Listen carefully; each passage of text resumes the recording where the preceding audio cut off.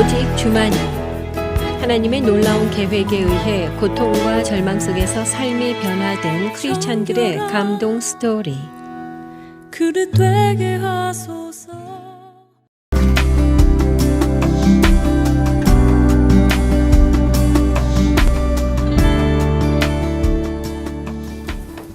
안녕하십니까. 춘천 한마음교회에서 온 김용구라고 합니다.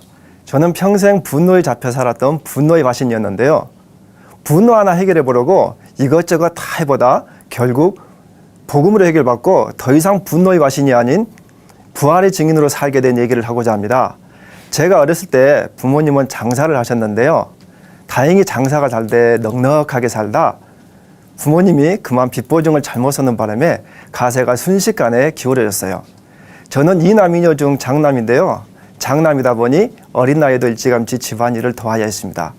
초등학교 5학년 때 친구와 재미있게 놀고 집에 왔더니 방금 같이 놀았던 친구의 어머니께서 우리 어머니를 쥐잡듯 잡고 계시더라고요. 알고 보니 우리 집에 빚을 받으러 온 빚쟁이였는데요. 학교가 끝나면 놀 시간도 부족할 나이인데 가게를 봐야 하니 별로 기쁘지가 않더라고요. 빚은 빚을 낳았어요. 이젠 하루에도 빚쟁이들이 몇 분 더 오셨는데요. 그 와중에도 빚쟁이들이 오는 시간이 서로 겹치지 않는 게 그렇게 신기할 수 없더라고요. 가게는 힘들지 빚은 쌓이지. 빚쟁이들의 빚 독촉은 갈수록 심각해서 어린 나이에 부모님이 빚쟁이들에게 당하시는 모습을 바라보는 건 정말이지 죽기보다 싫더라고요. 부모님도 싫으셨겠죠. 그래서 하루는 아버지가 피하고 또 하루는 어머니가 피하고 결국 어린 제가 상대할 때도 참 많았는데 이때부터 저는 제 감정을 표현하지 않고 무조건 참았던 것 같아요. 그러다 중학교에 가게 되었지만 납부금을 제때 내본 적이 별로 없었습니다.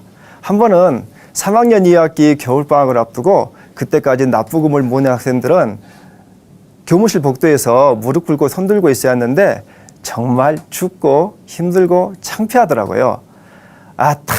그 납부금 좀 안 냈다고 진짜 해도 너무하네. 너무 악에 받쳐 고개를 뻣뻣이 들고 있었어요. 왠지 그렇게라도 하지 않으면 저 자신이 너무 비참하더라고요. 다행히 선생님들 덕분에 얼마 후 풀려났는데 참 기가 막혔어요. 집에서는 빚쟁이들한테 당하지, 학교에서는 행정실에 당하지. 초등학교 때부터 거의 날마다 이런 일이 생기다 보니 순했던 제 성격이 저도 모르는 사이에 조금씩 이상해졌고 말도 더듬기 시작했습니다. 빚을 못 갚는 죄로 어떤 수모나 모욕도 무조건 참아야 하다 보니 제 마음 안에 말로 표현할 수 없는 분노가 쌓이더라고요. 그러다 꼭 엉뚱한 데서 분노가 폭발하곤 했는데요. 정말 아무 일도 아닌데 한 번 폭발하면 걷잡을 수 없더라고요. 한 번은 동생들하고 밥을 먹다 여동생한테 화가 나서 손에 그냥 잡히는 대로 던진다고 던진 것이 젓가락을 던져가지고 입술이 찢어져 병원에 가야 했어요. 막내 여동생은 저한테 말대꾸 하다가 너무 많이 맞아 순간 실성한 사람처럼 되었고요. 남동생은 눈이 펄펄 내리는 한겨울에도 해도 맨발로 멀리 떨어진 친구 집까지 도망쳐야 했고요. 아버지는 제 욕설을 듣고 바로 자살을 기도하셨습니다. 지금 생각하면 제가 어떻게 그랬을까 싶은데요.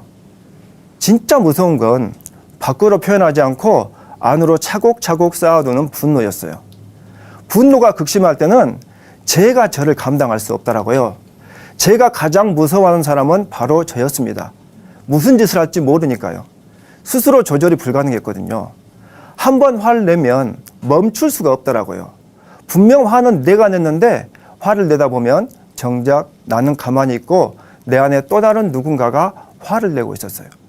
내 머리는 이미 화가 식었는데 내 몸은 여전히 화를 내고 있었습니다. 당시 어머니는 어느 빚쟁이의 전도로 교회에 나가게 되었고 저도 우리 집 빚 청산을 위해 교회에 나가게 되었지만 사실은 이놈의 성질 좀 고쳐달라는 마음이 훨씬 더 컸어요. 그때 다니던 교회에서 어느 기도원을 갔는데 거기서 방언이란 걸 받게 되었어요. 그렇게 방언을 받고 보니 하나님이 믿어져서 그때부터 교회를 더 열심히 다녔는데요. 열심히 예배드리고 기도 생활하면 성질이 좀 좋아진 것 같다가도 그렇지 않을 때는 너무 쉽게 무너지더라고요. 그러다 없는 살림에도 어렵게 들어간 대학은 저의 기대와는 달리 날마다 민주화를 외치는 데모가 끊이지 않았고 그 와중에 제 친구가 구속되기도 했습니다. 내가 이러려고 대학에 왔나 싶어 자퇴해버렸는데요. 변변하게 배운 기술도 없고 사회가 요구하는 이렇다 할 졸업장도 없었지만 이젠 제 인생을 스스로 책임져야 했고 부모님의 빚도 갚아 나가야 했습니다. 저는 어딜 가나 성실하다는 평가는 받았지만 급한 성질 때문에 한 직장에 오래 근무하지는 못해서 1년 이상 근무하면 받을 수 있는 퇴직금을 받아본 기억이 별로 없었습니다. 특별히 누구와 싸운 건 아니지만 제 안에 분노가 자꾸 쌓이다 보니 스스로 무너졌습니다. 그래서 국내에서 유명한 내적치유센터에서 내적치유를 받게 되었는데 그것도 소용없더라고요. 그런 식으로 교회를 다니다 보니 차츰 지쳐갔어요. 그러다 결혼을 했고 아이 둘을 보게 되었습니다. 어느 날 아내의 권유로 선교단체에서 훈련을 받게 되었는데 다 이놈의 성질 때문이죠. 그 무렵 직장에서 쫓겨났거든요. 부모님과 동생들은 항상 그랬어요. 다 좋은 네 아이. 그놈의 성질 하나 더러운 거 지금이다. 가족 행사가 항상 저 때문에 경사로 시작해서 애사로 끝날 때가 너무 많았거든요. 그런데 이젠 제 아내도 똑같은 말을 하더라고요. 한 번은 임신한 아이를 차에 태우고 동생 결혼식에 가는데 차가 너무 막히는 바람에 그만 제가 이성을 잃어버렸습니다. 차 안에서 눈이 뒤집힌 채로 소리를 고래고래 지르고 온갖 욕설과 저주의 말들을 미친 듯이 내뱉다 보니 제 존재 자체가 다 무너지더라고요. 그럴 때마다 아내는 힘들어했고 결혼 전에는 청순했던 아내가 이젠 오히려 저보다 더 분노의 여신으로 변해갔는데요. 게다가 제 아들마저 한다는 소리가 아빠는 성질만 고치면 돼 라고 하더라고요. 마음이 정말 어려웠어요. 제가 어쩌다 어린 아들한테까지 이런 소리를 듣나 싶더라고요. 그렇게 고민하다 아내와 함께 다시 복음 앞에라는 집회에 참석하게 되었고 거기서 춘천 한마음교회를 만나게 되었습니다. 한마음교회 목사님께서 집회 설교 시간에 동영상으로 보여주신 한마음교회는 진짜 충격이었어요. 가장 기억나는 건 제자를 친자식처럼 품지 못하고 다른 학교로 전학시켰다며 참여하시는 어느 교장 선생님의 눈물이었어요. 순간 신락 같은 소망이 생기더라고요. 딱히 뭐라고 말할 수는 없지만 왠지 한마음교회에는 뭔가가 있는 것 같았어요. 그러다 선교단체에서 단기 선교를 가게 되었는데 저는 평소 좋아했던 일본으로 가게 되었습니다. 단기 선교만 다녀오면 좋아질 거란 기대감으로 없는 돈에 보험까지 해약해가며 단기 선교에 적극적으로 임했지만 이놈의 성질은 여전했습니다. 내가 이거 하나 때문에 얼마나 많은 대가를 지불했는데 아직도 이 모양이란 말인가. 이제 모든 것이 끝났다고 생각하니 살아도 산 목숨이 아니더라고요. 그렇게 2달 정도 패닉 상태로 누워 있었는데 아내가 한마음교회 자매한테 받았다는 교회 책자를 주더라고요. 다시 복음 앞에 집회를 다녀온 후 아내는 단 하루도 그 한마음교회 자매에게를 안 한 적이 없었거든요. 그 자매가 같은 팀의 자매들에게 엄청 강한 확신으로 복음을 선포하더라는 이야기였는데 그때 그 이야기가 문득 생각나더라고요. 그래서 그 자매가 줬다는 그 책을 읽다 예수님을 주인으로 믿는다는 부분에서 바로 이거다 싶더라고요. 부활도 알고 죄도 알겠는데 예수님을 주인으로 믿는 믿음은 생소했거든요. 그래서 가까운 지역에 있는 한마음교회 작은 교회에 참여하게 되었습니다. 너무 절박한 마음에 참여한 첫날부터 저의 치부와 연약한 부분들을 숨김없이 다 드러냈습니다. 그 책을 읽고 나름 확신이 있었거든요. 한편으론 팔자 좋아 보이는 아줌마들 몇 명 모인 데서 무슨 선한 게 나올 수 있을까 하는 의심도 들었습니다. 저도 믿고 있다고 생각했는데 말끝마다 부활 하더라고요. 안 믿는 사람들도 아는 부활을 왜 자꾸 강조하는지 참 황당했습니다. 저는 작은 교회에 참여하면 뭔가 획기적인 변화가 있을 줄 알았는데 매주 작은 교회 예배에 참여해도 잘 모르겠더라고요. 작은 교회 일꾼은 무조건 간증만 쓰라고 하고 예배만 시작되면 팔자 좋아 보이는 아줌마들은 자기가 쓴 간증을 읽으면서 허구한 날 질질 짜고요. 다 우는데 저만 멀뚱멀뚱 있는 것도 참 징하더라고요. 안 잊고 와서라도 부활 꼭 깨닫고 만다 다짐하고 또 다짐했지만 이놈의 성질은 여전했습니다. 예배 드리러 가다 차 안에서 아내와 다투고 차를 버리고 집에 가버린 적이 있었는데요. 한겨울에 구두발로 10시간을 걸어갔는데 성질 부려봐야 저만 춥더라고요. 그리고 아주 사소한 일로 작은 교회 일꾼과 크게 다투고 3개월 동안 교회를 떠났던 적이 있었는데 그때부터 이상한 일이 생기더라고요. 6살 먹은 둘째 아들은 또래 아이들보다 말이 늦어 유치원에 적응하지 못하고 날마다 백수인 저와 함께 집에 있었는데 집에서 김성도 목사님의 2분 41초짜리 다시 복음 앞에 집회 설교 요약 동영상을 컴퓨터로 자꾸 보더니 글쎄 목사님 흉내를 내더라고요. 전능자께서 오셨다 가셨는데 그냥 가셨겠습니까?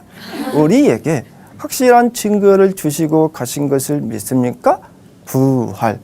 당신은 부활을 소망합니까? 하며 하루 종일 똑같은 말을 반복했었고 작은 교회 예배가 있는 토요일에 다가올 때면 빨리 예배 가자고 졸라대기도 했는데요.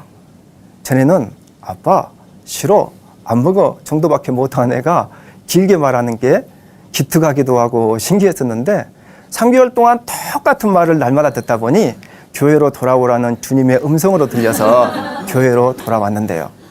돌아오면 금방 될 줄 알았는데 아까운 시간만 흘러가니 제 속이 점점 타들어가더라고요.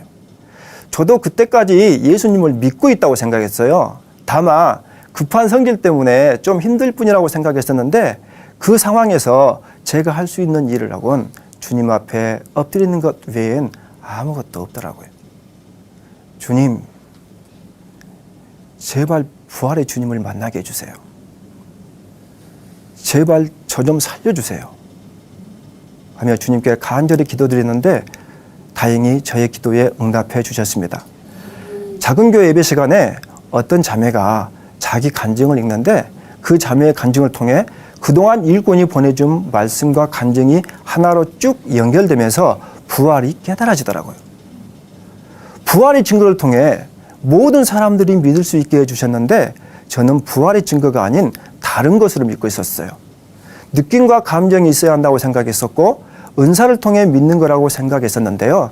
그건 믿음이 아니었어요. 제 안에 부활이 실제가 되니 그동안 나는 무엇을 믿고 살았나 하는 생각이 들더라고요. 하나님께서는 모든 사람들이 믿을 수 있도록 부활의 증거를 통해 예수님을 하나님으로 믿고 성경의 모든 말씀을 믿을 수 있게 해 주셨어요. 그리고 저의 주인이 되어 주시기에 예수님께서 부활하셨더라고요. 예수님께서 부활하셔서 모든 사람들이 믿을 만한 증거까지 주셨는데도 저는 그동안 예수님을 믿지 않고 여전히 제가 주인 되어 살아왔었더라고요. 분노 때문에 힘들었던 것이 아니라 예수님을 믿지 않았기 때문에 힘들었더라고요. 불우한 환경 때문에 분노했던 것이 아니라 예수님을 믿지 않았기 때문에 분노했더라고요. 이것이 하나님을 배반한 마귀 중심이었습니다. 그래서 예수님을 믿지 않는 죄를 회개하고 예수님을 마음의 주인으로 영접했는데요. 예수님을 주인으로 영접하면 분노가 없을 줄 알았는데 여전한 분노 때문에 당황했는데요. 성경에 내가 원하지 않는 악을 향하는 옛사람이 내 안에 있다는 거예요. 부활의 주님을 만났지만 여전히 제 안에서 나오는 분노 때문에 헷갈렸는데요. 제 안에서 나오는 분노는 옛사람의 모습이지 새 피조물의 모습이 아니었어요. 이미 2000년 전에 저의 옛사람은 예수님과 함께 십자가에서 죽었는데 제 안에서 나오는 옛사람의 모습을 마치 진짜 저의 모습인 양 그동안 마귀에게 철저히 속고 살아왔었어요. 부활을 통해 옛사람의 죽음을 믿지 못하고 제 안에서 옛사람의 모습이 더 이상 나오지 않는 행위를 통해 믿으려 했기 때문에 제 삶이 근본적으로 변하지 않았던 거였어요. 결국 모든 것을 다 이루신 예수님을 믿지 않는 악한 중심이었습니다. 그래서 부활을 통해 옛사람의 죽음을 믿고 믿음으로 선포하며 나가니 드디어 제 삶이 변하더라고요. 어느 새벽 부활하신 주님 앞에 서게 되었는데요. 부활하신 주님 앞에 선 저의 모습은 더러워도 그렇게 더러울 수 없었습니다. 너무나도 더럽기 짝이 없는 저에게 임하신 주님께 너무 죄송해서 제 안에서 통곡이 터져 나오더라고요. 주여, 저를 떠나소서. 제가 죄인입니다. 하며 마음속으로 소리쳤는데 이런 저를 주님은 저의 있는 모습 그대로 받아주시며 저를 여전히 사랑한다고 하셨습니다. 그와 동시에 새 피조물의 은혜가 임했는데요. 제가 얼마나 엄청난 존재인지, 얼마나 거룩한 존재인지, 비록 지금은 육신을 입고 살지만 이미 천국 백성이기에 이 땅의 그 무엇으로도 저를 그리스도의 사랑에서 끊을 수 없다는 것이 깨달아지는데 제가 그 은혜를 감당할 수 없더라고요. 저의 거룩함이 저를 창조하신 예수님과 한 생명을 이룰 정도의 거룩함이라는 사실에 제 가슴이 터질 것 같더라고요. 게다가 새 피조물인 제가 예수님과 연합되었다는 사실은 저를 정말 미치게 만들었습니다. 눈에 보이는 상황과 환경에 관계없이 제 안에는 주님의 기쁨과 평강이 차고 넘쳤습니다. 예수님은 저의 분노뿐만 아니라 저의 모든 문제를 해결해 주셨고 저를 부활의 증인 삼아 주셨습니다. 저는 그동안 전도 한번 제대로 못하고 살았는데 이젠 예수님의 부활이 너무 확실하니 아주 자연스럽게 부활의 증인으로 살게 되더라고요. 예수님을 주인으로 믿었더니 삶이 정말 단순해지고 힘이 생겼습니다. 이제 명절이 되면 모든 가족이 함께 모여 예배를 드리고 제가 복음을 선포합니다. 그럴 때마다 우리 가족으로부터 제가 변했다는 말을 많이 듣는데요. 예배가 끝날 무렵 주님께서 가족들에게 사죄할 마음을 주셔서 가족들에게 머리를 조아리며 진심으로 사죄했습니다.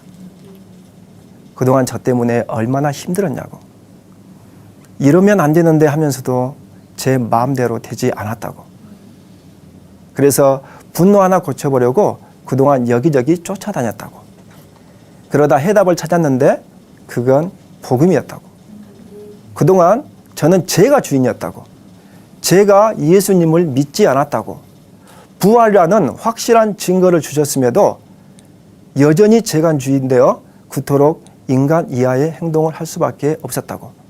그렇지만 지금 저의 주인은 예수님이라고, 저의 생명과 재물의 주인은 예수님이라고, 그래서 정말 평안하다고 말씀드리며 사죄했더니 가족들이 제가 변했다고 오히려 저를 위로하며 진지하게 복음을 다시 듣는데 순간 우리 가족에 대한 소망이 생기더라고요. 차를 몰고 나가면 여전히 도로는 막히지만 평안합니다.